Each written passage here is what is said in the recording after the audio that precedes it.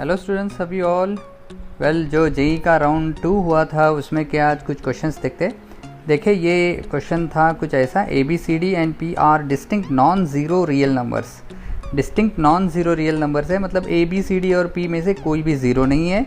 और इसने जो इक्वेशन दिया वो कुछ ऐसे दिया है, ए का स्क्वायर प्लस बी का स्क्वायर प्लस सी का स्क्वायर और उसके साथ मल्टीप्लिकेशन में पी का स्क्वायर, फिर -2 times A B plus B C plus C D into P है, और फिर बाद में है plus B square plus C square plus D square and this inequality is less than zero. क्या ये प्लस, हाँ, इज़ लेस देन और इक्वल टू ज़ीरो। सो देखो less than and equal to zero रहता तब एक बात हमेशा याद रखना, ऐसे स्टाइल पे मोस्टली क्या होता है, स्क्वायर की इनइक्वालिटी काम को आती है। जैसे अगर हमको कहा गया कि भाई ए स्क्वायर लेस देन और इक्वल टू ज़ीरो है, तो हम ये तो कहेंगे कि ज़ीरो से लेस मतलब यार निगेटिव तो हो ही नहीं सकता, स्क्वायर कभी निगेटिव होता ही नहीं। इसका मतलब ए को सिर्फ क्या होना पड़ेगा, ज़ीरो होना पड़ेगा। हाँ, तो ऐसा हम ले सकते हैं, रियल नंबर होगा तो यहाँ पे अब ये किसके स्क्वायर्स के फॉर्म में लिखने आता है, चलो देखते हैं। सो अगर मैं ये ए स्क्वायर को लिख दूँ ऐसे ही, ए स्क्वायर, फिर बाद में उसके साथ पी स्क्वायर भी है मल्टीप्लिकेशन में, फिर बाद में देखो यहाँ पर ये 2ab माइनस 2abp है तो उसको भी ले लेते हैं, -2abp, इसको परफेक्ट स्क्वायर बनाएंगे चलो। और यहाँ पे बी स्क्वायर, तो ये ए स्क्वायर आ गया, ये बी है, और यहाँ पे ये बी स्क्वायर है तो इसको मैं प्लस बी स्क्वायर लिखता हूँ। ठीक है, ये पहले ब्रैकेट में आ गया। तो कौन से टर्म्स कवर हो गए, देखो ये ए बी वाली और ये बी स्क्वायर वाली। अब क्या करता हूँ, वैसे ही ये बी स्क्वायर पी स्क्वायर फिर -2bcp प्लस सी स्क्वायर, तो दूसरे ब्रैकेट में ले लेते हैं, B square P square -2bcp plus B square चलेगा। मतलब ये बी स्क्वायर और ये बी सी इंटू पी और ये सी स्क्वायर कवर हो गया। अब थर्ड ब्रैकेट में क्या आएगा, उसी तरीके से सी स्क्वायर पी स्क्वायर, मतलब ये C square into P square cover हो गया, और ये सी डी पी भी कवर हो जाएगा, -2 सी डी पी। इनफैक्ट 2 से मल्टीप्लिकेशन है बाहर, -2 से दिख रहा है ना, ये सी डी इंटू पी को -2 से मल्टीप्लिकेशन है, -2 सी डी पी, पी नहीं लिखा मैंने, ओके। फिर यहाँ पर ये प्लस डी स्क्वायर है ना, तो इसको मैंने सिर्फ स्प्लिट किया, तो और ये सबकी सम आ रही है less than zero. So what happens here is first bracket is A P minus B का स्क्वायर आ रहा है, second bracket B P minus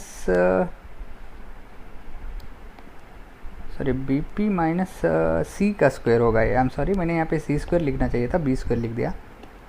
well this is C square, B P minus C का स्क्वायर, सी ब्रैकेट का square, और last वाला bracket हो रहा है C P minus D bracket का स्क्वायर इज़ लेस दैन और इक्वल टू ज़ीरो। अब देखो ये भी परफेक्ट स्क्वायर है, ये भी परफेक्ट स्क्वायर है, ये भी परफेक्ट स्क्वायर है, तो ये तीनों भाई पॉजिटिव होंगे, और तीनों पॉजिटिव की एडिशन पॉजिटिव आएगी। बट ये बोल रहा कि लेस दैन ज़ीरो आना चाहिए, वो तो पॉसिबल है ही नहीं।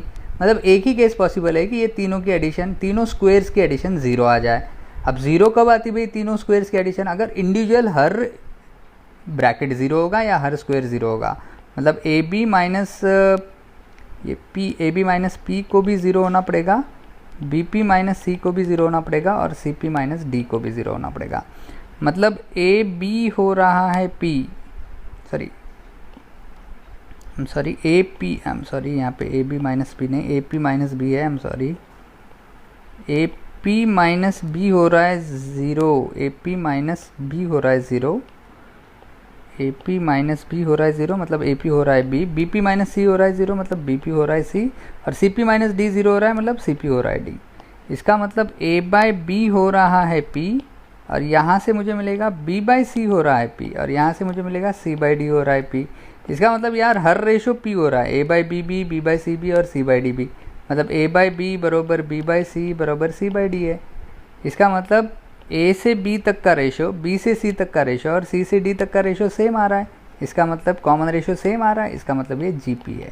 सो the right answer to this question would be of course G P, that's there in this B option. So I would say that B option would be absolutely correct to this question. A very nice question, very good question. Future में इस तरीके के question आए तो इस तरीके की adjustment करना कभी ना भूले। Have a look at now next question. भाई ये बेसिक सवाल है, थोड़ा सा लॉगरिदम से रिलेटेड है। इस A square plus 4b square equal to 12ab है, then log of a plus 2b equal to log a plus log b आता है क्या, ऐसा उसने पूछा है। तो अगर मान लो पहला ऑप्शन करेक्ट है, ऐसा मैं एज्यूम करता हूँ थोड़ी देर के लिए, तो भाई पहले ऑप्शन से मुझे क्या मिल रहा है, log of a plus 2b, a plus two B equal to 1/2 है, 1/2 log of A plus B है, मतलब लॉग ए बी होगा। चलो इस 2 को ना, इस 2 को क्या करता हूँ मैं, इस डिवाइडेड बाई 2 को इधर लाता हूँ, तो इधर आने के बाद क्या होगा पता है, वो लॉग के सामने आ जाएगा, बट वो लॉग के सामने से फिर इधर पावर में भी जाएगा, तो चलो पावर में भी रख देता हूँ इसको, तो इधर तुमको मिल जाएगा 2। तो अब log of A plus 2b का स्क्वायर आ रहा है लॉग ऑफ ए बी के इतना, log of A plus B bracket का स्क्वायर आ रहा है लॉग ऑफ ए बी के इतना, तो लॉग लॉग कैंसिल कर दिए तो a प्लस 2b का स्क्वायर ए बी आ रहा है। इसका मतलब a square plus 4ab plus 4b square equal to A B आ रहा है। इसका मतलब मुझे रिजल्ट मिल रहा है a square plus 4b square equal to how much, ab minus 4ab minus 3ab। But as I see in the question a square plus 4b square is 12ab, so that is contradicting. इसका मतलब A option है wrong, A option है wrong, तो A को मैं टिक नहीं कर सकता।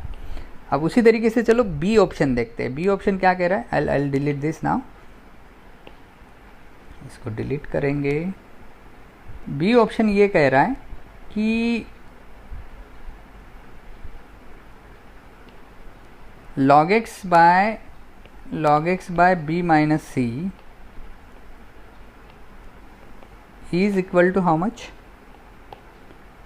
log y by c minus a equal to log z by a minus b।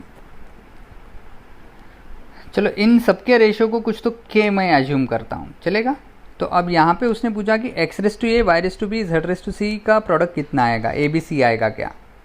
तो अब x के पावर में a चाहिए, y के पावर में b चाहिए और z के पावर में c चाहिए। तो मैं क्या करता हूँ, इस पहले वाले रेशो को ऊपर और नीचे a से मल्टीप्लाई करता हूँ, दूसरे वाले रेशो को b से मल्टीप्लाई करता हूँ और तीसरे वाले रेशो को c से मल्टीप्लाई करता हूँ।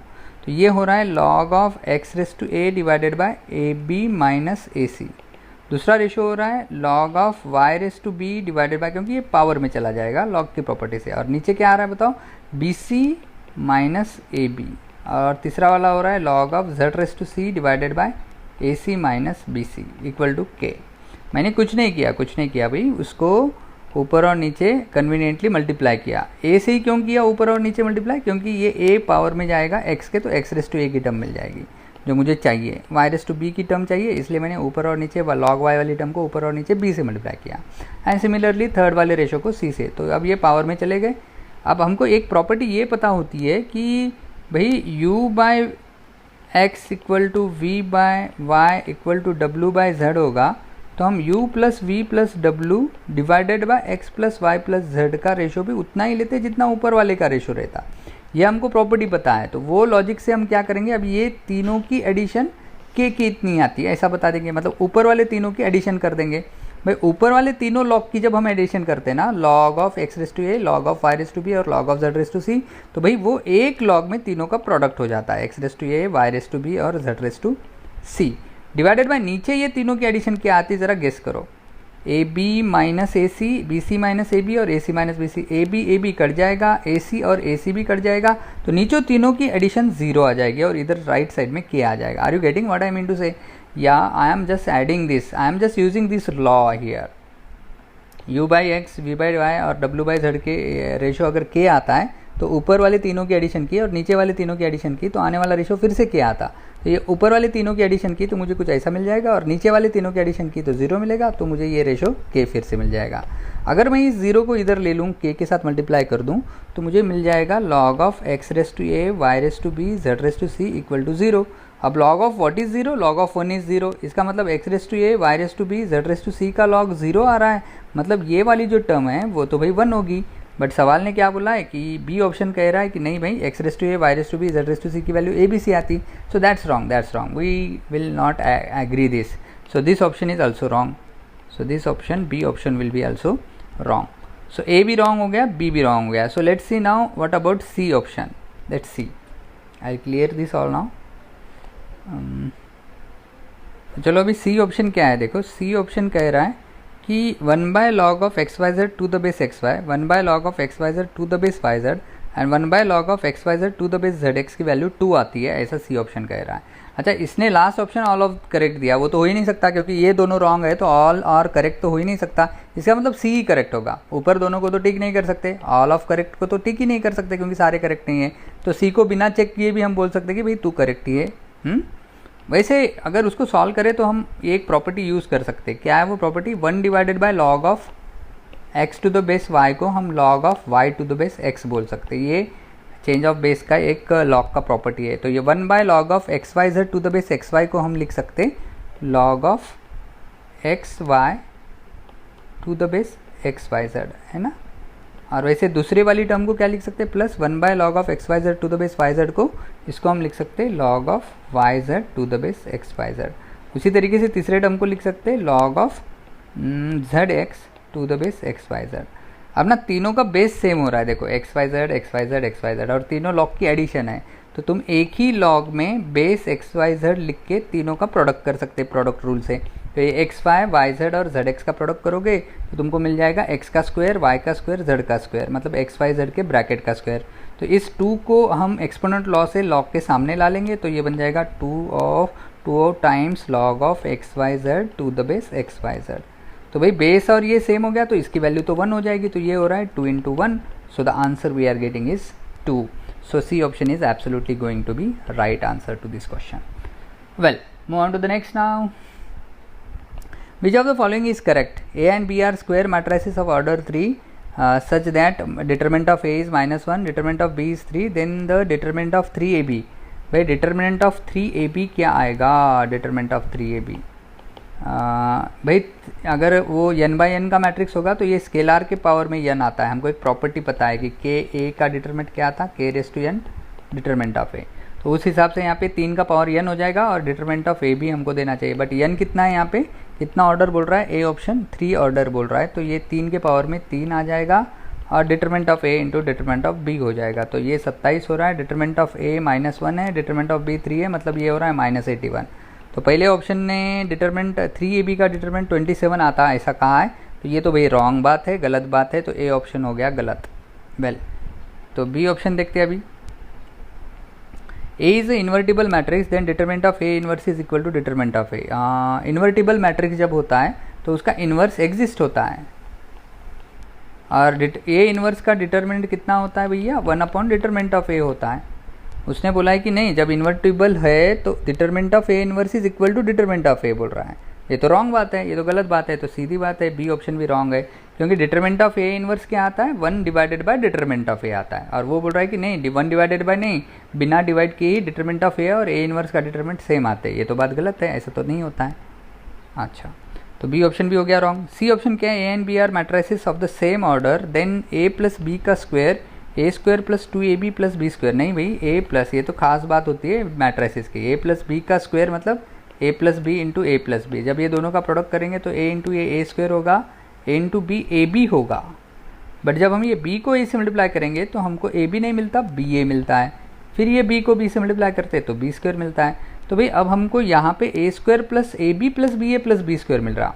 अब ये बोल रहा है कि नहीं, हमको A square plus 2ab plus B square मिलता अगर ए बी आई हो। अगर ए बी को मैं आई कर दूँ तो A square plus I plus B A plus B square मिलेगा, लेकिन हमको A square plus 2ab plus B square नहीं मिलेगा। ये 2ab मिलने के लिए इस बी ए को ए बी होना पडेगा। जेव्हा हा बी ए बी असेल तर हा ए बी आहेच, हा बी ए पण ए बी झाला म्हणजे a B plus A b 2ab मिलेगा। तो ये मिलने के लिए हमको ए बी को बी ए करना पड़ता है या बी ए को ए बी करना पड़ता है, बी ए को ए बी करना पड़ता है, तो ये हमको मिल जाता है। ए बी को आई करने से नहीं मिलता, मतलब सी ऑप्शन भी रॉन्ग है, मतलब इसका राइट आंसर है none of this. Well, yeah, that's a good question here। Omega is cos of pi by n plus I sine of pi by n. और सवाल ये पूछ रहा है कि भाई then the value of 1 plus omega square. Have a look here, 1 plus omega square plus omega cube and so on up to omega raise to n minus 1 ऐसा है। तो भाई अगर हम देखें तो ये सारे टर्म्स ना जीपी में हैं, और जीपी के सम का फॉर्मूला क्या है? n टर्म के सम का formula a into 1 minus r raise to n divided by 1 minus r है। तो यहाँ पे फर्स्ट टर्म तो 1 है, तो ये a की जगह 1 कर देंगे। ओके, और कॉमन रेशियो क्या है? ओमेगा, तो इस r की जगह ओमेगा ले लेंगे। तो जहाँ जहाँ r है वहाँ वहाँ ओमेगा ले लेता हूँ, ठीक है। तो ये हो रहा है 1 minus omega raise to n। अब ओमेगा रेस टू n क्या आता, थोड़ा ध्यान दो। ओमेगा क्या है भाई? Cos of pi by n। Omega है cos of pi by n plus I sine of pi by N. तो एक्चुअली ओमेगा है E raise to I pi by N, तो ओमेगा रेस टू एन क्या आएगा, E raise to I pi by N को multiply करो N से power में, तो ये N N get cancel, so you are getting omega raise to N equal to E raise to I pi. E raise to I pi means omega raise to N is cos of pi plus I sine of pi. अब sine of pi तो 0 आता है, sine of 180, cos of pi -1 आता है, तो omega raise to N आ रहा है -1। इसका मतलब ये जो हमको फाइनली इसकी वैल्यू निकालनी है उसमें ये ओमेगा रेस टू एन हो गया -1, मतलब ये हो रहा 1 माइनस -1, मतलब ऊपर आ रहा 2। So finally what you are getting, ऊपर मिल रहा है देखो 2, इसको मैं इधर लाता हूँ, ऊपर मिल रहा है 2 और नीचे मिल रहा है 1 माइनस ओमेगा, तो 2/1 minus omega something like this I am getting my answer. But option में तो 2/1 माइनस ओमेगा है ही नहीं कहीं पे, यहाँ पे 1 plus i 1 minus i tan of pi by n something like this we are getting. Now what to do about this 1 minus omega, इसका क्या करें, 1 माइनस ओमेगा का क्या करें। सी मैं यहाँ पे क्या करता हूँ, फाइनली मुझे cos tan में लाना है, ऐसा दिख रहा है, तो ये 2 को 2 दिखता हूँ, 1 को 1, ओमेगा को लिखते cos of pi by n plus I sine of pi by n. और थोड़ा ध्यान दो, इसमें पाई बाई 2n भी दिख रहा है एक ऑप्शन में, ये 1 माइनस कॉस दिख रहा है, देखो यहाँ पे 1 माइनस कॉस को हम लिख सकते हैं, 1 माइनस कॉस बहुत हेल्प करता है, 1 minus cos is 2 sine square of pi by n का आधा, मतलब पाई बाय 2n। और ये एक्चुअली प्लस नहीं होगा, माइनस होगा बाद में, क्योंकि ये -1 माइनस कॉस तो होगा, ये माइनस इस i sine pi by N को भी लगेगा, मतलब ये हो रहा minus i sine pi by n, उसको भी हाफ एंगल में कन्वर्ट करते हैं, minus i sine pi by N को लिखेंगे 2 sine pi by 2n cos of pi by 2n। Well, so what I can do is I can take 2 common from numerator and denominator and that get cancelled.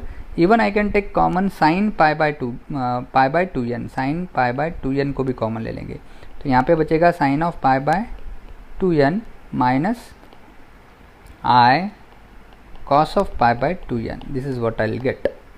तो ऐसा भी अपने पास कहीं पे option नहीं है, तो ये क्या करेंगे, इसको कर देंगे रैशनलाइज, नीचे वाले टर्म को कर दो रैशनलाइज। रैशनलाइज करेंगे तो क्या होगा पता है, ऊपर आएगा sine of pi by 2n plus I sine of pi by 2n, ठीक है। ये माइनस वाली टर्म को प्लस से ऊपर मल्टीप्लाई किया, नीचे मल्टीप्लाई किया, तो नीचे तो sign of pi by 2n तो मिलेगा ही। इसका क्या होगा पता है, इसको जब इसके नेगेटिव टर्म से मल्टीप्लाई करेंगे तो इसका स्क्वायर प्लस इसका स्क्वायर माइनस इसका स्क्वायर, तो वो एक्चुअली हो जाएगा इसका मॉड। कॉम्प्लेक्स नंबर को उसके कॉन्जुगेट से मल्टीप्लाई कर रहे तो मिलता है मॉड, और मॉड आएगा रूट के अंदर sine square plus cos square, that is actually 1, तो ये आ रहा है 1, तो ये नीचे आ रहा है भैया 1।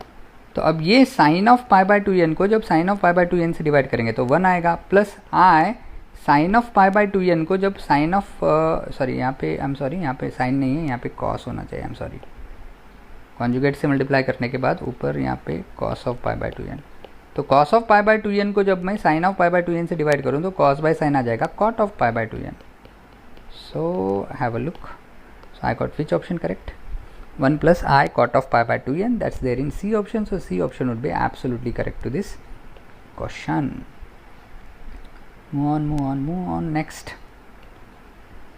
If the solution of the linear equation x minus 2y plus z equal to 0, 2x minus y plus 3z equal to 0 and lambda x plus y minus z equal to 0 is trivial।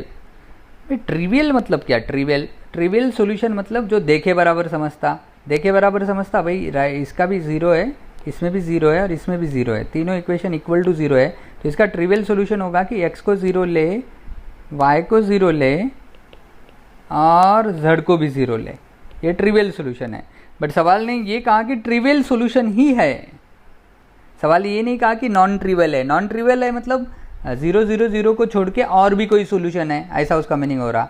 अच्छा, और भी कोई solution है मतलब infinite solution आ जाते हैं। ऐसे जब लीनियर साइमल्टेनियस इक्वेशंस रहते हैं उसके या तो यूनिक सॉल्यूशन या इनफाइनाइट सॉल्यूशन या फिर नो सॉल्यूशन की केस आती है। अब ये इक्वल टू 0 है तीनों भी, मतलब होमोजेनस सिस्टम है, और होमोजेनस सिस्टम का एक सॉल्यूशन तो रहता ही है 0, x को 0, y को 0, z को 0, और इसी को ट्रिवियल कहा जाता। तो इसने कहा कि इसका ट्रिवियल सॉल्यूशन है। अब ट्रिवियल सॉल्यूशन है मतलब नॉन ट्रिवियल नहीं है, नॉन ट्रिवियल नहीं है मतलब और कोई सॉल्यूशन नहीं है, और कोई सॉल्यूशन नहीं है इसका मतलब इसका यूनिक सॉल्यूशन है। और वो ट्रिवियल है। और जब यूनिक सॉल्यूशन होता है तो डिटर्मिनेंट 0 नहीं आता है। तो ये डिटर्मिनेंट क्या है यहाँ पे देखो, पहली x minus 2y plus 1z, 2x minus 1y plus 3z, और थर्ड है lambda x plus 1y minus 1z, और ये डिटर्मिनेंट नहीं आना चाहिए 0। इसको सॉल्व कर लेंगे तो क्या मिलता है देखो, 1 माइनस 3 माइनस 2, फिर ये plus 2 times minus 2 minus 3 lambda plus 2 plus lambda equal to not 0। So I will be getting here minus 2 minus 4 minus 6 lambda plus 2 plus lambda is not equal to 0. So this is minus 5 lambda, and this is minus 2 minus 4 minus 6, actually this get cancelled, minus 4 is not equal to 0. So I will be getting minus 5 is not equal to minus 5 lambda is not equal to 4. So lambda is not equal to minus 4 by 5. Is it there somewhere? Yes, that's there in B option. So B option would be correct to this equation. तो देखो important बात क्या है, देखो इसमें इसने ये कहा है कि इस होमोजेनस सिस्टम का ट्रिवियल सोल्यूशन है। ट्रिवियल है, अब वो तो पता ही है हमको, इसका एक सोल्यूशन रहता है, ये 0 0 0, उसी को ट्रिवियल कहा जाता है। मतलब एक ही सोल्यूशन है, वो ट्रिवियल सोल्यूशन है, मतलब यूनिक सोल्यूशन है। तो हमने डिटरमिनेंट ऑफ ए ने 0 नहीं लिया। और वही अगर ऐसा कहता कि नॉन ट्रिवियल है तो डिटरमिनेंट ऑफ ए को 0 लेते तो हमको लैम्बडा की वैल्यू माइनस 4/5 मिल जाती, नॉट इक्वल टू की जगह इक्वल टू मिल जाता। Well, the next one is f of x is mod of x minus 1, then f of x square is f of x bracket का square. क्या ये सही है? A option को अगर थोड़ी देर के लिए हम सही मानते हैं, f of x square is equal to f of x का स्क्वायर, इसका मतलब ये हो रहा है कि f of x का फॉर्मूला है mod of x माइनस 1, तो f के अंदर ब्रैकेट के अंदर x स्क्वायर है तो वो हमको देगा mod of x की जगह x स्क्वायर माइनस 1, और f of x का स्क्वायर मतलब f of x तो mod of x माइनस 1 है तो उसका स्क्वायर हो रहा है mod of x माइनस 1 का स्क्वायर। क्या ये दोनों इक्वल है? नहीं यार, कैसे इक्वल होंगे ये दोनों इक्वल नहीं आएंगे ना। अगर मैं x को मान लो 2 ले लूँ तो ये 2 का स्क्वायर 4, 4 माइनस 1 3 आ रहा, तो लेफ्ट हैंड साइड 3 का मॉड हो रही है 3, राइट हैंड साइड क्या हो रही है 2 माइनस 1 1, 1 का मॉड 1 उसका स्क्वायर 1, तो 3 इक्वल टू 1 हो जाएगा। तो ये तो करेक्ट है ही नहीं, ये रॉन्ग है भाई। बी ऑप्शन क्या कह रहा है, f of x plus Y is f of x plus f of y। f of x plus Y मतलब mod of x plus Y minus 1, क्योंकि f of x plus Y मतलब इस f of x के फॉर्मूले में x की जगह x plus Y रख दिया, तो यहाँ पे भी x की जगह x प्लस वाई रखा, तो क्या मिला मुझे, mod of x plus Y minus 1 मिला। और राइट साइड में क्या है, f of x plus f of y, तो ये बन जाएगा mod of x minus 1 plus mod of y minus 1। Is this equal? No, absolutely not.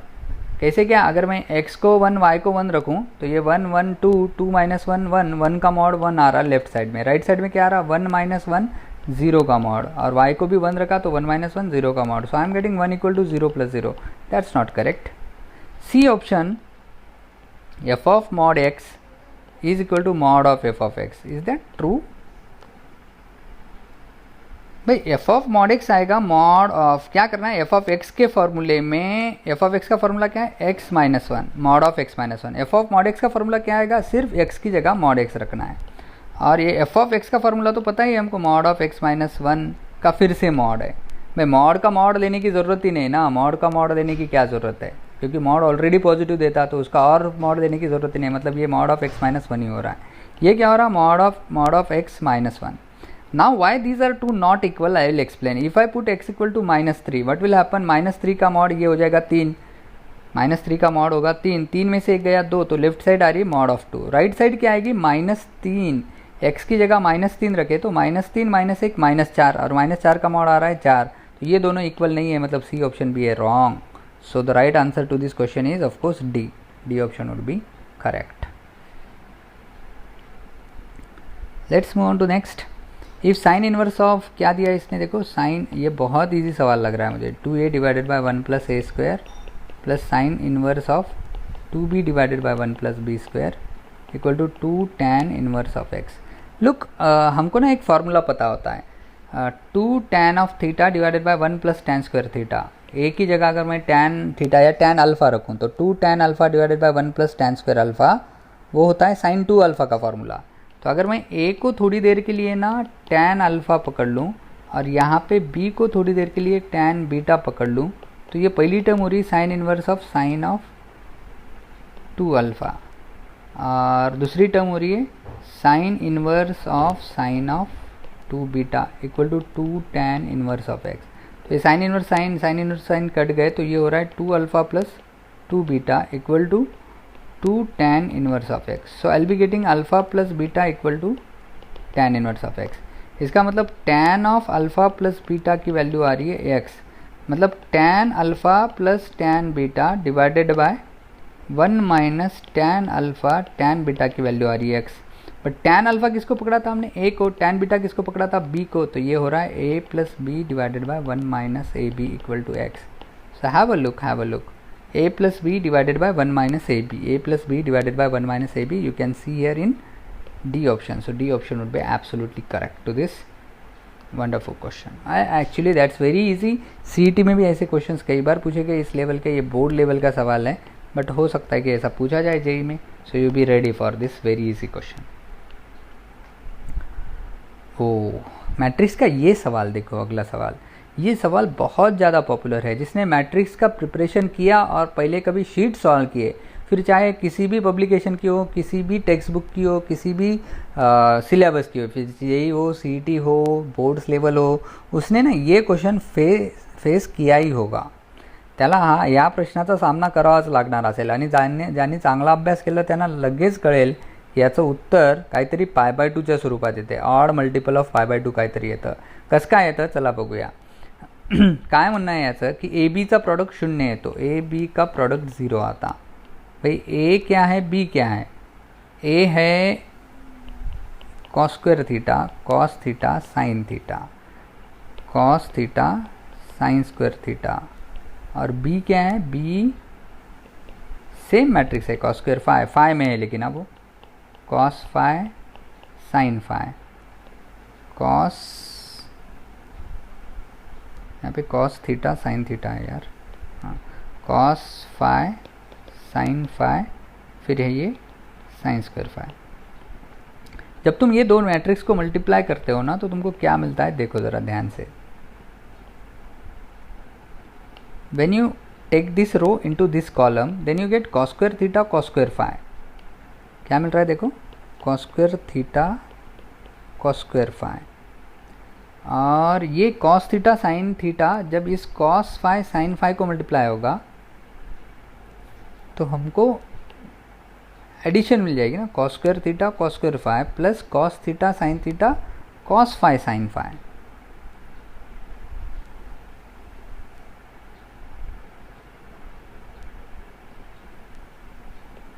cos theta sine theta and cos phi sine phi. मैं क्या कर रहा हूँ, पहले इस रो को इस कॉलम में डाल रहा हूँ तो ये इतनी बड़ी एक्सप्रेशन मिली. इसमें से ना मैं cos थीटा cos phi को कॉमन ले लेता हूँ. तो कॉमन लेने के बाद क्या आता है देखो, मैं थोड़ा मतलब यहीं पे कॉमन ले लेता हूँ. किसको कॉमन ले रहा हूँ, cos थीटा cos phi को कॉमन ले रहा हूँ.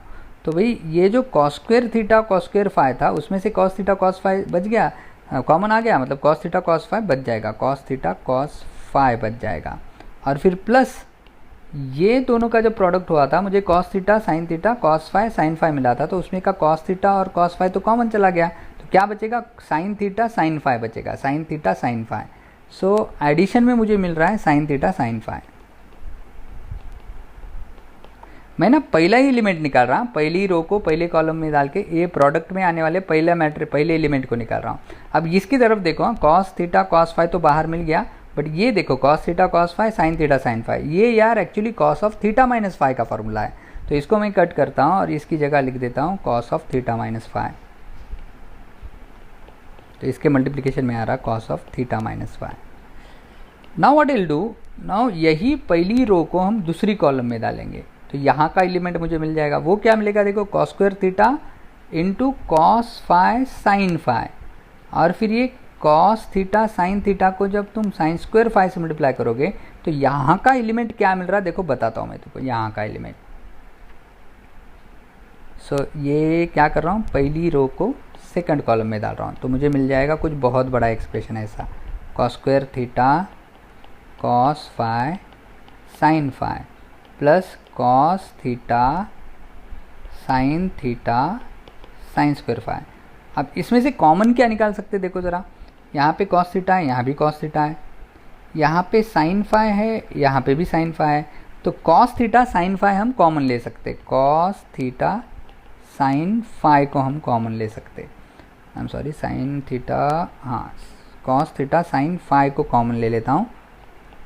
तो अंदर क्या बच रहा देखो, यहाँ पे एक कॉस थीटा बचेगा, साइन फाई तो चला गया, तो यहाँ पे बच रहा है कॉस थीटा कॉस फाई, और यहाँ पे क्या बचेगा यार, एक साइन फाई बचेगा और एक साइन थीटा बचेगा, मतलब अंदर बच रहा है cos theta cos phi sine theta sine phi, मतलब यार अंदर फिर से बच रहा है cos theta minus phi, cos theta cos phi plus sine theta sine phi बच रहा है, मतलब actually cos theta minus phi का फॉर्मूला बच रहा है।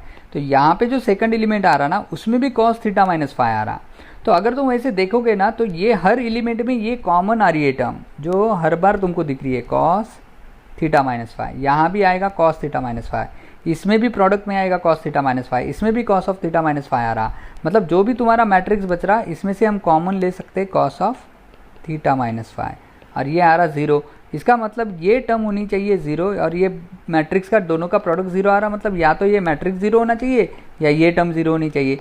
इसका मतलब cos of theta minus phi अगर ज़ीरो है भैया, अगर हम ऐसा लेंगे तो हम डेफिनेटली ये बोल सकते हैं कि कॉस किसका ज़ीरो रहता, उस एंगल का ज़ीरो रहता जो odd multiple of pi by 2 है। So I would say that theta minus phi would be odd multiple of pi by 2।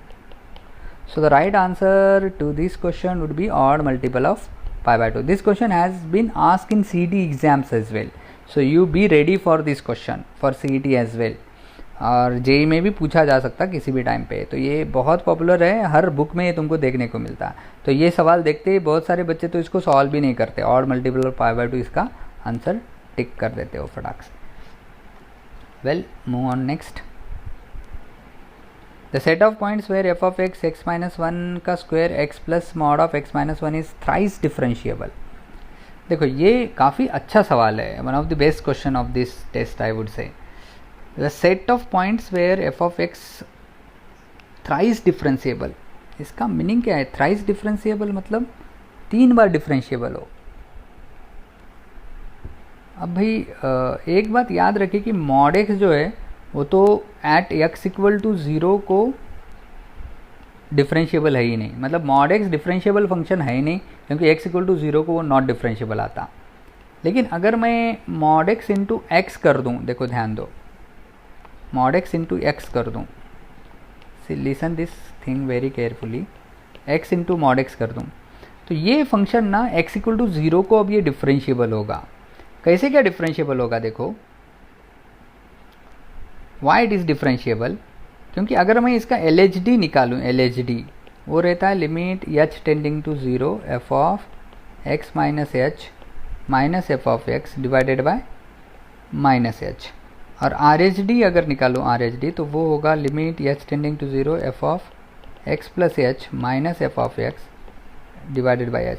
लेकिन ये कब निकालना है? एट x इक्वल टू 0 को, क्योंकि पूरा खेल जो है वो 0 को हो रहा है, क्योंकि 0 को ही ये नॉट डिफरेंशिएबल आ सकता है ना, मॉड x 0 को, मॉड के अंदर का 0 जब होगा तब वो नॉट डिफरेंशिएबल आता है। तो अगर मैं ये x को 0 कर दूं तो मॉड x तो नॉट डिफरेंशिएबल होता है 0 को, वो तो थ्योरम ही है, but x into mod x का खेल क्या होता है चलो देखते हैं। तो जब मैं x की वैल्यू 0 रखूँ तो f ऑफ ये x की वैल्यू 0 रखूँगा, तो LHD या RHD x इक्वल टू 0 को ले रहे हैं तो x को 0 रखना है, तो ये f ऑफ 0 होगा, f ऑफ x बन जाएगा f ऑफ 0, और f ऑफ 0 कितना आएगा 0 मॉड ऑफ 0, तो ये f ऑफ x 0 आने वाला है। So I will delete this, क्योंकि ये 0 बन रहा है, यहाँ पे भी 0 बनेगा, तो ये आ रहा है f of x minus h divided by minus h, और RHD आ रहा है f of x plus h by h। और वैसे भी ये एक्चुअली क्या है भैया, x 0 है तो ये 0 माइनस h मतलब माइनस h होगा, और नीचे वाला 0 प्लस h मतलब सिर्फ 0 प्लस h होगा, तो ये f ऑफ h हो रहा है नीचे वाला। अब देखो इसी को मैं फिर से एडजस्ट करता हूँ, तो ये f ऑफ h है, f ऑफ h क्या होगा भाई, h मॉड h, तो यहाँ पे मैं लिख सकता इसको कट करके f ऑफ h को h मॉड h, और ये ऊपर वाला क्या होगा भाई LHD जिसमें f ऑफ माइनस h है, तो वो हो जाएगा minus h mod h minus h mod of minus h। तो ये माइनस h कट गया और यहाँ पे h कट गया, और h की वैल्यू कितनी है देखो, h की वैल्यू 0 है, h की वैल्यू कितनी है ज़ीरो है, ज़ीरो, h की वैल्यू ज़ीरो है, तो LHD भी ज़ीरो आ रहा, RHD भी ज़ीरो आ रहा। मतलब जो पहले सिर्फ मॉड x था वो डिफरेंशिएबल नहीं था ज़ीरो को, अब x से मल्टीप्लाई करने के बाद वो ज़ीरो को क्या बन गया, डिफरेंशिएबल बन गया। Are you getting? हाँ, तो भाई ये डिफरेंशिएबल बन गया वन टाइम। अब वैसे ही देखो, ध्यान दो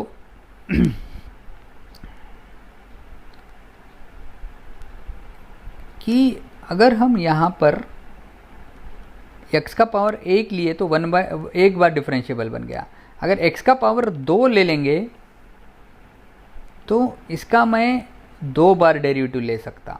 ये फर्स्ट टाइम तो डिफरेंशिएबल हो गया, लेकिन क्या मैं और डेरिवेटिव का डेरिवेटिव ले सकता? और डेरिवेटिव का डेरिवेटिव मतलब सेकंड ऑर्डर डेरिवेटिव, तो इसका मैं ले सकता लेकिन इसका नहीं ले सकता। अगर मैं x का पावर 1 रखूँ तो इसके डेरिवेटिव का डेरिवेटिव नहीं ले सकता। मतलब ये सेकंड टाइम डिफरेंशिएबल नहीं होगा। क्यों नहीं होगा? क्योंकि अब ये फर्स्ट टाइम डिफरेंशिएबल तो हो गया, ये हमको पता चला, और इसकी फर्स्ट टाइम डेरिवेटिव 0 को 0 आ रही है, लेकिन सेकंड डेरिवेटिव आएगी क्या? मतलब मान लो फर्स्ट ऑर्डर डेरिवेटिव क्या आ गई इसकी, भाई हम ऐसे बोल सकते हैं कि ये x इंटू क्या आ रहा है, मॉड x का डेरिवेटिव हम क्या ले सकते हैं भाई, मॉड x बाय x ले लेंगे, चलो, प्लस मॉड x ऐसा ले लेंगे, है ना। x को वैसे रखा, मॉड x का derivative mod x by x, और प्लस मॉड x को वैसे ही रखा, x का डेरिवेटिव 1। तो फर्स्ट टाइम डिफरेंशिएबल तो हो गया। आप कोई बोलेगा कि नहीं सर x अगर 0 होगा तो फिर 0 होगा, तो ये x कट जाएगा, x कट जाएगा ना, और ये मॉड x हो जाएगा 0। तो ऐसे भी हम सॉल्व कर सकते हैं इसको, और ये मॉड x भी हो जाएगा 0। मतलब फर्स्ट टाइम डेरिवेटिव 0 दे रहा है हमको, and that is happening. So first time derivative is existing. But क्या हम इसका फिर से डेरिवेटिव लेते हैं, second order derivative? Second order derivative नहीं ले सकते। क्यों नहीं ले सकते भाई? क्योंकि ये मॉड x अब डिफरेंशिएबल नहीं होगा ना, इसलिए हम अब इसका सेकंड ऑर्डर डेरिवेटिव नहीं ले सकते। मतलब देखो यहाँ पे इंपॉर्टेंट बात ये समझी कि हमने यहाँ पे x से मल्टीप्लाई किया तो इसको एक ही बार डिफरेंशिएट कर पा रहे, लेकिन अगर मैं यहाँ पे x स्क्वायर से मल्टीप्लाई करूँ तो इसको हम 2 बार डिफरेंशिएट कर सकते हैं। कैसे? क्या एक बार डिफरेंशिएट करेंगे तो क्या होगा, x स्क्वायर वैसे ही रहेगा, मॉड x का derivative mod x by x आएगा, फिर प्लस मॉड x को वैसे ही रखेंगे, एक्स स्क्वायर का डेरिवेटिव 2x आ रहा। देखो देखो देखो देखो देखो देखो देखो, तो अब ये क्या हो रहा बताओ, x by x square by x, x mod x हो जाएगा। अब x मॉड x को और एक बार डिफरेंशिएट कर सकते हैं, और ये क्या हो रहा है, x मॉड x, यार इसको भी और एक बार डिफरेंशिएट कर सकते हैं, मतलब इसका और एक बार डेरिवेटिव एग्जिस्ट होता है। इसका मतलब ये हो रहा है कि ये मॉड x के मल्टीप्लिकेशन में x का पावर 2 रखे तो इसको 2 बार डिफरेंशिएट कर पा रहे, और एक पावर रखेंगे तो एक बार डिफरेंशिएट कर पाते। इसका मतलब देखो ये एक बहुत ही ब्यूटीफुल रिजल्ट हमको यहाँ पे मिल रहा है कि अगर मैं यहाँ पे x का पावर 3 रखूँ तो मुझे ये बताओ कि अब इसको मैं कितनी बार डिफरेंशिएट कर सकता। सो एक एवरेज भी बच्चा बोल देगा कि 3 बार डिफरेंशिएट कर सकते हैं।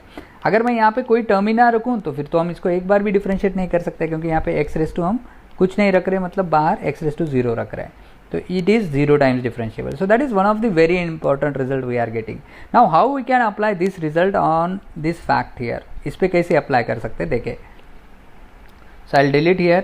अब हमारा जो फंक्शन है ना वो कुछ ऐसा है, f of x is x minus 1 का स्क्वायर इंटू x प्लस क्या है, x minus 1 का square into mod of x minus 1. So look x minus 1 का स्क्वायर इंटू एक्स, मतलब ये x माइनस 1 के स्क्वायर को मैंने x से मल्टीप्लाई किया, फिर x माइनस 1 के स्क्वायर को दिस मॉड की टर्म से मल्टीप्लाई किया। मुझे इसका तो कोई टेंशन नहीं, ये क्यूबिक इक्वेशन मिलेगा, और क्यूबिक इक्वेशन को मैं 3 बार डिफरेंशिएट कर ही सकता डेफिनेटली। इसका ही मुझे टेंशन है क्योंकि ये मॉड के अंदर x माइनस 1 है, तो x इक्वल टू 1 को ये डिफरेंशिएबल नहीं होगा, है ना। देखो यहाँ पे ध्यान दो, अगर ये x माइनस 1 का स्क्वायर इसके साथ ना होता तो यार इसको मैं एक बार भी डिफरेंशिएट नहीं कर पाता, लेकिन इसके साथ अगर x माइनस 1 का पहला पावर आया तो मैं इसको एक बार डिफरेंशिएट कर पाऊंगा, 2 बार आया तो 2 बार डिफरेंशिएट कर पाऊंगा, और अगर यहाँ पे पावर 3 आता तो कितनी बार डिफरेंशिएट कर पाता, 3 बार। इसका तो कोई इश्यू ही नहीं ना, ये तो पॉलिनॉमियल है, इसको तो मैं डिफरेंशिएट कर ही सकता कितने भी बार। इस पे ही कंडीशन है, अंदर x माइनस 1 है और बाहर x माइनस 1 का दूसरा पावर है, means I can differentiate this how many times, only 2 times. तो इस पूरे फंक्शन को मैं सिर्फ 2 ही बार डिफरेंशिएट कर सकता एट x इक्वल टू 1, क्योंकि अंदर का 0 कब हो रहा है, x इक्वल टू 1 को ही हो रहा है। इसका मतलब x इक्वल टू 1 को ये 2 बार ही डिफरेंशिएबल है, लेकिन x इक्वल टू 1 को छोड़ के बाकी किसी भी पॉइंट पे तो फिर ये मॉड के अंदर का 0 होगा ही नहीं। इसका मतलब बाकी किसी भी पॉइंट पे ये क्यूबिक पॉलिनॉमियल हो जाएगा पूरा, और फिर उसको मैं 3 बार डिफरेंशिएट कर सकता। तो सवाल ने ये पूछा कि the set of points where this is 3 times differentiable, so I would say that you can differentiate it 3 times. ये तो थ्राइस डिफरेंशिएबल है ही, ये ट्वाइस ही डिफरेंशिएबल है x इक्वल टू 1 को। तो 1 को अगर हम नहीं देखें, बाकी किसी भी पॉइंट पे देखें, तो ये सारा फंक्शन कितनी बार डिफरेंशिएबल है? थ्राइस। सो एक्सेप्ट 1 r-1 पे सारी जगह पे वो थ्राइस डिफरेंशिएबल है। So right answer to this is C. तो इस तरीके के जेईई एडवांस में भी क्वेश्चन काफ़ी फ्रेम किए जाते हैं, तो इसको थोड़े से और एक बार रिवाइज करके फिर से अच्छे से देख लो इस सॉल्यूशन को स्पेशली। और इसमें फिर भी कोई डाउट आता है, फिर भी कोई क्वेरी है, तो you can call me back, we can discuss across this question again. Okay, have a look here. F of x is क्या है? F of x, next question, f of x is 1/x - 1 and what's the next?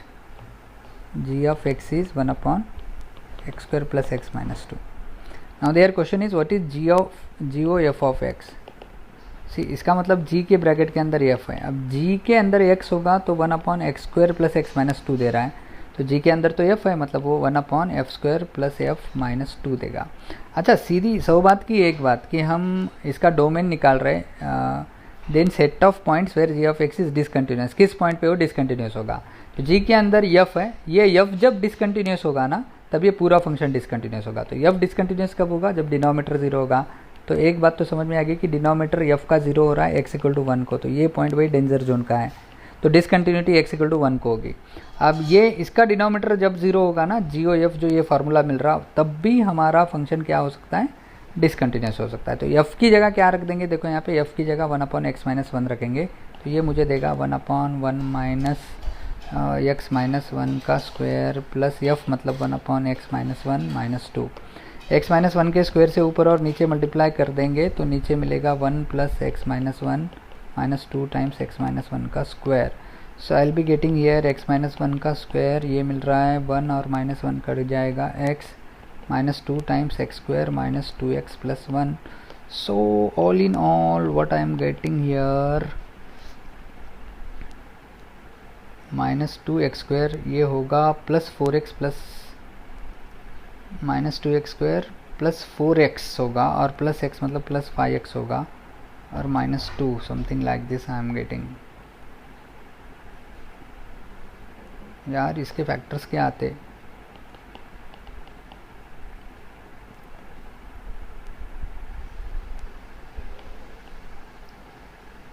-2 को -1 को अगर common निकालूँ तो 2x² - 5x + 2 आ रहा है।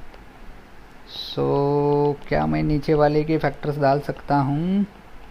2x - 1 और x - 2 ऐसे आएंगे क्या? ओके, देख लो ज़रा, 2x² और ये -2x और -x - 5x एंड +2, या दैट्स राइट। इसका मतलब इसका डिनोमीटर कब कब 0 हो रहा है? 2x - 1 जब 0 होगा तब, मतलब x इक्वल टू 1/2 को और x इक्वल टू 2 को, मतलब ये फिर से इन्फाइनाइट होगा x इक्वल टू 1/2 को और x इक्वल टू 2 को। तो ये भी डेंजर जोन वाले पॉइंट है जो इस फंक्शन को डिसकंटिन्यूस बना रहे हैं। इसका मतलब 1/2, 2 और 1, ये 3 पॉइंट है इसके डिसकंटिन्यूटी के। So for this 3 points this function will be we'll look at this very easy question, the order of the differential। order भाई डिग्री निकालते हो तो ये पावर फ्रैक्शनल रहना चाहिए, लेकिन ऑर्डर तो बहुत क्लियरली है, d² y/dx² दिख रहा है, मतलब ऑर्डर 2 है इसका। बहुत ही चिल्लर सवाल। So B option would be correct. Move on to next. The equation of common tangent to y² equal to 4x। Common tangent y² equal to 4x, ये पैराबोला होता है, और ये है x² + 4 y² इक्वल टू 8, मतलब ये equation हो रहा है x²/8 + y²/2 इक्वल टू 1। ये इलिप्स हो रहा है ना, तो ये भाई सेकंड वाला इलिप्स है और ये पैराबोला है, और इन दोनों की कॉमन टेंजेंट का इक्वेशन क्या आता? तो पैराबोला में common tangent in terms of slope हम लेते हैं y = mx + a/m, और इसका पैराबोला का a कितना है? 1 है, तो यहाँ पे a की जगह ले लेंगे 1, 4ax रहता है ना, तो 4a 4 है, मतलब a 1 है, तो ये आ रहा टेंजेंट का इक्वेशन। और यही टेंजेंट दूसरे इसको भी है, बट हम इलिप्स के टेंजेंट का इक्वेशन कैसे लेते हैं? इलिप्स भाई बिल्कुल लगभग सर्कल के जैसा रहता है। सर्कल की टेंजेंट का क्या रहता है? y = mx + A square M square plus A square, ऐसा रहता है सर्कल के लिए। लेकिन इलिप्स में क्या होता है, ये सेकंड वाला ए स्क्वायर बी स्क्वायर बनता है, तो यहाँ पे बी स्क्वायर ले लेंगे। चलो तो भाई अब तुम्हारे इलिप्स के टेंजेंट का इक्वेशन क्या आता, in terms of m y equal to m x plus root of a square इसका 8, तो 8 एम स्क्वायर, बी स्क्वायर है 2, ये वाई स्क्वायर के नीचे जो रहता है उसको बी स्क्वायर बोलते हैं। तो अब ये कॉमन टेंजेंट है, ये टेंजेंट हो गई, ये टेंजेंट, यही लाइन पैराबोला को भी टेंजेंट है और यही लाइन सर्कल को भी टेंजेंट है, मतलब ये दोनों अलग अलग है नहीं, ये दोनों सेम टू सेम है। अब ये दोनों अगर सेम है भाई तो y equal to m x, y equal to m x ये सेम होगा, और ये 1/m इसके इतना आएगा, तो ये 1/m किसके इतना आएगा, वो हो जाएगा root of 8m square plus 2 के इतना। अब अगर इसको सॉल्व करें, स्क्वायर कर दिए, तो यहाँ पे 1/m स्क्वायर आएगा और इधर आएगा 8m स्क्वायर प्लस 2। तो m की वैल्यू कितनी ले सकते बताओ ज़रा, चेक करो, लॉजिक लगाओ, what I can take value of m so that m की वैल्यू क्या ले ताकि ये इक्वेशन सेटिस्फाई हो जाए। जैसे आप 1/2 ले तो सेटिस्फाई होता है क्या, 1/2 लिए तो क्या हो रहा है देखो, अगर मैं m की वैल्यू 1/2 लूँ तो 1/2 का स्क्वायर 1/4, 1/4 इंटू 8 आ रहा है कितना 2, 2 + 2 4 हो रहा है, मतलब राइट हैंड साइड 2 4 हो रही है। m की वैल्यू 1/2 ले तो ये 1/1/4 4 आ रहा है, मतलब m की वैल्यू 2 इसको सेटिस्फाई कर रही है। अब m की वैल्यू 2 सेटिस्फाई कर रही है, मतलब स्लोप 2 आ रहा है। अब स्लोप 2 आ रहा है, मतलब यहाँ पे इसमें रख देंगे m की वैल्यू 2, तो टेंजेंट का इक्वेशन क्या आता है देखो, y equal to m x, मतलब y equal to 2x plus 1/2। अब पूरे इक्वेशन को 2 से मल्टीप्लाई कर दो तो क्या मिलता है देखो, सॉरी m की वैल्यू 2 आ रही है, तो पूरे इक्वेशन को 2 से मल्टीप्लाई करो तो ये मिल जाएगा तुमको 2y, m की वैल्यू 2 है या 1/2 है, सॉरी m की वैल्यू 1/2 है, तो m की वैल्यू 1/2 है, तो यहाँ पे 2x कैसे आएगा, m की वैल्यू 1/2x हो जाएगी और ये 1/m बन जाएगा 2। ओके, सो m की वैल्यू 1/2 रख रहा हूँ मैं इसमें, m की जगह 1/2 और 1/m मतलब 1/1/2 मतलब ये बन गया 2, तो y equal to 1/2x plus 2 बन रही है टेंजेंट की इक्वेशन। 2 से मल्टीप्लाई कर देंगे तो ये हो जाएगी 2y equal to x plus 4, so I am getting x minus 2y plus 4 equal to 0। So x minus 2y plus 4 यार दिख नहीं रही मुझे, तो x minus 2y plus 4 equal to 0, is it there somewhere, x minus 2y equal x plus 2y दिख रहा है यहाँ पे, x माइनस 2y प्लस 4 तो दिख नहीं रहा है मुझे कहीं पे। और कोई दूसरा है क्या कंडीशन जो इसको सेटिस्फाई कर रहा है, -1/2 सेटिस्फाई कर रहा है क्या, देखो ज़रा, m इक्वल टू -1/2 भी इस इक्वेशन को सेटिस्फाई करेगा, -1/2, तो m इक्वल टू 1/2 सेटिस्फाई नहीं कर रहा है, तो m इक्वल टू -1/2 रख के देखो, m इक्वल टू -1/2, तो फिर m इक्वल टू -1/2 रखेंगे तो टेंजेंट का इक्वेशन आ रहा है y इक्वल टू mx बन जाएगा -1/2x plus c plus a 1/m, यहाँ पे देखो टेंजेंट हमारी mx प्लस 1/m है, तो m की जगह क्या रख रहे हैं -1/2, तो ये बन जाएगा -2। तो अब पूरे इक्वेशन को मल्टीप्लाई करेंगे 2 से, तो ये बन जाएगा 2y minus x minus 4, so I am getting x plus 2y plus 4 equal to 0। ये है क्या देख लो अभी, yes I can see this, x plus 2y plus 4 equal to 0 I can see in B option, therefore the right answer to this question would be B। Next question, the function f of x is x minus 3 square satisfies all the conditions of the mean value theorem in 3 to 4। ऐसा 3 से 4 के बीच में ये सारे mean value theorem के condition को satisfy करता है। Point on y x minus 3 square where the tangent is parallel to the chord, tangent is parallel to the chord 3, अच्छा मतलब ये कर्व है, डेफिनेटली ये पैराबोलिक कर्व होगा, x माइनस 3 का स्क्वायर मतलब इसका वर्टेक्स 3,0 पे होगा, व्हाटएवर, उसकी ज्योमेट्री में जाने की भी ज़रूरत नहीं है हमको, बट हम ये बोल सकते हैं कि यार इस कर्व पे जो टेंजेंट है, मान लो ये पैराबोलिक कर्व है और इस कर्व पे जो टेंजेंट है वो ना किसको पैरेलल है, 2 पॉइंट है 3,0 और 4,1, मान लो यहाँ पे 3,0 लेता हूँ मैं और यहाँ पे 4,1 लेता हूँ, ये दोनों को ज्वाइन करने वाले कॉर्ड को ये टेंजेंट पैरेलल है, ये टेंजेंट इस कॉर्ड को पैरेलल है, मतलब टेंजेंट का स्लोप क्या आ रहा है बताओ, टेंजेंट का स्लोप आ रहा है ये लाइन के स्लोप के इतना, तो ये लाइन का स्लोप हम निकाल सकते हैं 2 पॉइंट फॉर्म से, y2 माइनस y1 मतलब ऊपर आएगा 1 माइनस 0 और नीचे आएगा x कोऑर्डिनेट का डिफरेंस मतलब 4 minus 3. So I am getting m equal to 1 by 3. Agreed? Sorry, 4 minus 3 is 1 again. So m equal to 1 I am getting. m equal to 1. अब ये यम हम कैसे निकाले यार? मान लो ये पॉइंट है, मान लो ये पॉइंट हमको पता नहीं पैराबोला पे का पॉइंट कौन सा है, x1, y1 है। तो किसी भी पॉइंट जो पैराबोला पे का है वहाँ पे टेंजेंट का स्लोप हम डेरिवेटिव से निकालते हैं। तो अगर मैं dy बाई डी एक्स निकाल लूँ, इसका dy बाई डी एक्स क्या आएगा, y equal to x minus 3 का स्क्वायर का dy by d x 2 times x minus 3 आएगा, और उस x की जगह मैं x1 रख देता हूँ। तो ये बन रहा है टेंजेंट का slope m which is equal to 1। So if I solve this, I am getting x1 minus 3 equal to 1 by 2. So I am getting x1 equal to 1 by 2 plus 3. So I am getting x1 equal to 7 by 2. इसका मतलब ये जो point है उसका x coordinate हमको मिल गया। कितना मिल गया बताओ?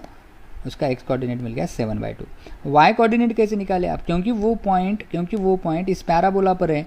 कौन से पैराबोला पर? y equal to x minus 3 के स्क्वायर पे। तो y कोऑर्डिनेट हम निकाल सकते हैं। तो इस x की जगह 7 by 2 माइनस 3 का स्क्वायर कर दो तो हमको y कोऑर्डिनेट मिल जाएगा कितना, 1 by 2 का square 1 by 4। So that point has x coordinate 7 by 2 and y coordinate 1 by 4। So very easy question again. So I would say that b option would be absolutely correct to this easy question. Yeah that's a very lovely question here out. The question is x plus Y minus z plus x y z equal to 0। तो क्या कह रहा है ये question देखो, x plus Y minus z plus x y z equal to 0। तो नीचे दिए गए वाले ऑप्शन में से कौन सा ऑप्शन करेक्ट है? So I may write this like this, x plus Y minus z equal to minus x y z. ध्यान दो, इसको मैं ऐसे लिख सकता हूँ फिर से, x plus Y plus minus z equal to x into y minus z. x का, y का और माइनस जेड का तीनों की एडिशन उन तीनों के प्रोडक्ट की इतनी आ रही। ऐसा कब होता है? ध्यान दो, ऐसा तब होता है जब ये tan A tan B tan C की addition tan A plus tan B tan A tan B tan C के प्रोडक्ट की इतनी आती है। और ABC ट्रायंगल के एंगल होते हैं, ABC ट्रायंगल के एंगल होते हैं, मतलब A plus B plus C पाई होता है। तब हम कहते हैं कि tan A tan B आणि tan C तिघांची बेरीज ही तिघांच्या गुणाकारा एवढी येते।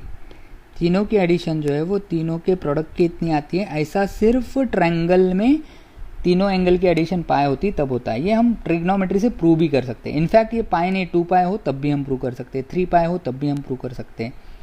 tan ऑफ पाई 0 आता, इसलिए हम tan A plus tan B plus tan C equal to tan A tan B tan C बोल सकते हैं। tan ऑफ 2 पाई भी 0 आता है, इसलिए A plus B plus C अगर 2 पाई होगा तब भी ये आयडेंटिटी ट्रू होगी। हा इक्वेशन खरा असेल जर A plus B plus C 2 पाई येत असेल तरी पण।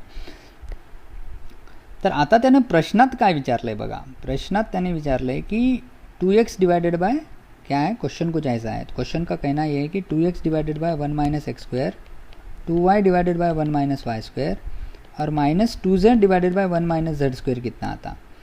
तो अगर मैं यहाँ पे क्या एज्यूम कर रहा हूँ कि इस x को tan A ले रहा हूँ, y को tan B ले रहा हूँ और माइनस z को tan C ले रहा हूँ। ध्यान दो, तो मुझे ये बताओ कि 2 tan A, अब ये x को tan A ले रहा हूँ ना, तो ये टर्म हो रही है 2 tan A divided by 1 minus tan square. यार ये तो tan 2A का फॉर्मूला हो रहा है, तो ये बन रहा है tan 2A। उसी तरीके से ये किसका फार्मूला बन रहा है, ये tan 2B का फार्मूला बन रहा है। और उसी तरीके से अगर मैं इस माइनस को कर दूं प्लस और z को लगा दूं माइनस, तो ये बन रहा है 2 इंटू माइनस जेड और 1 माइनस माइनस जेड का स्क्वायर, मतलब ये बन रहा है tan 2C। तो अब मैं ये कह सकता कि tan 2A plus tan 2B plus tan 2C is nothing but tan 2A into tan 2B into tan 2C। Why I can say, because अब यहाँ पे एंगल ABC तो है नहीं, 2A 2B 2C है। अब हमने यहाँ पे तो कह दिया कि A plus B plus C पाई आ रहा होगा, तो tan A tan B tan C का product tan A tan B tan C के एडिशन के इतना था। बट यहाँ पे तो अब हमारे एंगल 2A 2B 2C है, तो उनकी एडिशन तो 2 पाई आ जाएगी। अब 2 पाई आई तब भी हम बोल सकते कि tan of angle first angle, tan of second angle, tan of third angle की addition tan of first angle, tan of second angle और tan ऑफ थर्ड एंगल के प्रोडक्ट की इतनी आती। अगर वो 3 एंगल की एडिशन पाई 2 पाई आती है, तो अब ये केस में 2 पाई आती, इसलिए अभी भी हम ऐसे कह सकते हैं। अब tan ऑफ 2A मतलब क्या है भाई, tan ऑफ 2A मतलब ये है 2x divided by 1 minus x square, tan of 2B मतलब 2y divided by 1 minus y square और tan ऑफ 2C मतलब माइनस 2z डिवाइडेड बाय, यहाँ पे प्लस नहीं है, minus 2z divided by 1 minus z² है। तो अब ये तीनों का अगर प्रोडक्ट कर दूं तो ऊपर आएगा -8xyz और नीचे आ रहा है क्या 1 - x², 1 - y² and 1 - z². So that's what you get. So definitely the right answer to this question would be -8xyz. -8xyz कहाँ पे है? हाँ देखो यहाँ पर है और ये 1 - x². So D option would be absolutely correct to this question. Hope you are getting this. If you still find any doubt in these solved problems, you can call me back. We can discuss across. और इसमें कुछ remaining questions है that will